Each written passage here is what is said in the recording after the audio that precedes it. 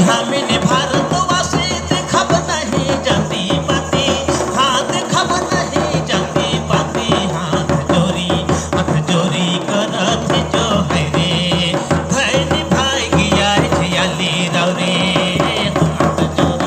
हाथ जोरी करत जो है रे, धैर्य भाई गया झयाली रौरे, धन छोटा नाटक हमने सीखा है, नाटक हम दिखाएंगे। नाटक हमने सीखा है, नाटक हम दिखाएंगे। बंद दिमाग के खिड़कियों को खोल के हम जाएंगे। बंद दिमाग की खिड़कियों को खोल के हम जाएंगे। अरे नाटक दिखाएं और नाटक दिखाएं। नाटक दिखाओ आए, नाटक दिखाएं। चाचा भी आए और चाची भी आए। चाचा भी आए और चाची भी आए। अरे भैया भी आए और भाभी भी आए। भैया भी आए और भाभी। बहुत बड़ा सॉफ्ट टारगेट युवा है। कैसे युवाओं को प्रभावित किया जाए? अगर एक युवा प्रभावित होता है तो उसके माध्यम से कई युवा इसके प्रेशर में आते हैं, उसके संगत से आकर के बदलते हैं। कहते हैं कि आजकल क्या है कि आजकल हाई सोसाइटी, सिगरेट पिएंगे, धुआं उड़ाएंगे तो हमारा एक समाज में लेवल ऊंचा हो जाएगा।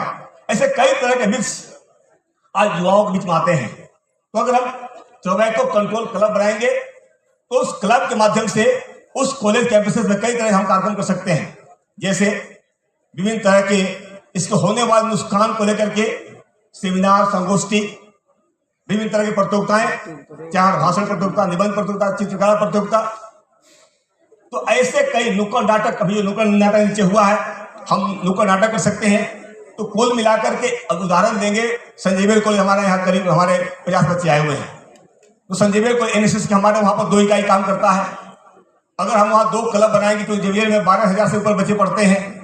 तो 2 क्लब हमारा जब बन जाएगा तो उस क्लब में हम हमारे जो क्लब के हमारे जो मेंबर होंगे, उसके नोडल अफसर होंगे, वो कम से कम उनको उस कैंपसेस में जा करके जागरूकता फैलाएंगे। क्लास में संपर्क करना, युवा संवाद करना, चौपाल लगाना, नुक्कड़ नाटक करना।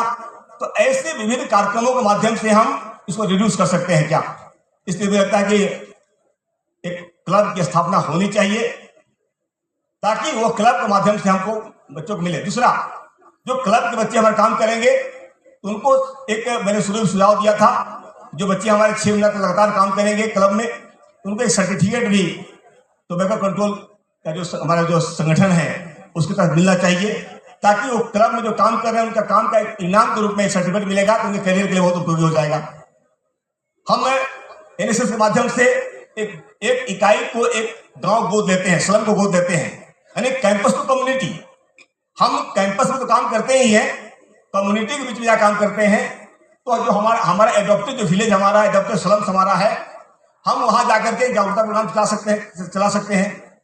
कुल मिलाकर के जो युवाओं के ऊपर जिस प्रकार का आज स्ट्रेस आ रहे हैं, एंजाइटी आ रहे हैं, कैरियर के प्रति उनका आज जिस प्रकार का निराशा हताशा की स्थिति आ रही है, तो ऐसे परिस्थिति में जागरूकता ही एक बहुत बड़ा इसका बचाव है। मैं आज इस अवसर पर एनएसएस भुलके हमारे उपस्थित हैं, मैं उनसे एक बार अपील करूंगा कि जिस प्रकार का जो भयावह चित्र अभी समाज में दिखाई पड़ रहा है, अपने जो जोनल डायरेक्टर ने दिखाया था, इस प्रकार का जो दृश्य फोटो से माध्यम दिखाया कि उसका जो सीन क्या दिखाई पड़ रहा है, सिनेरियो क्या दिखाई पड़ रहा है, तो ऐसे भयावह जो चित्र दिखाई पड़ा है उसको कैसे बचाया जा सके।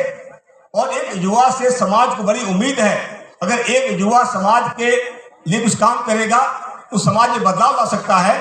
तो हम अगर तंबाकू के विरुद्ध एक बदलाव लाने का मुहिम चलाएं, एक कैंपेन चलाएं, उस कैंपेन में एक ऐसा अभियान चलाएं कि हम न टोबैको का इस्तेमाल करेंगे न करने देंगे। इस प्रकार का भाव के साथ जब आगे बढ़ेंगे, मुझे लगता है कि हम जो आज जागरूकता का प्रोग्राम हम करने वाले हैं, कर रहे हैं, इसमें एक बदलाव आएगा।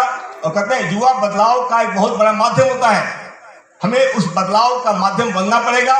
नहीं तो हम अगर नहीं बदलाव का माध्यम बनेंगे तो आने वाला पीढ़ी हमें माफ नहीं करने वाला है, आने वाला युवा हमें माफ नहीं करने वाला है। इसलिए आज के अवसर पर मैं ये कहूंगा कि हम अपने अपने महाविद्यालय कैंपसेस में, अपने द्वारा एडॉप्टेड विलेज स्लम्स में टोबैको को लेकर के हम एक ऐसा माहौल बनाएं, लोग जागरूक कराएं, इसके दुष्परिणाम के बारे में बताएं, ताकि आज का जो युवा पीढ़ी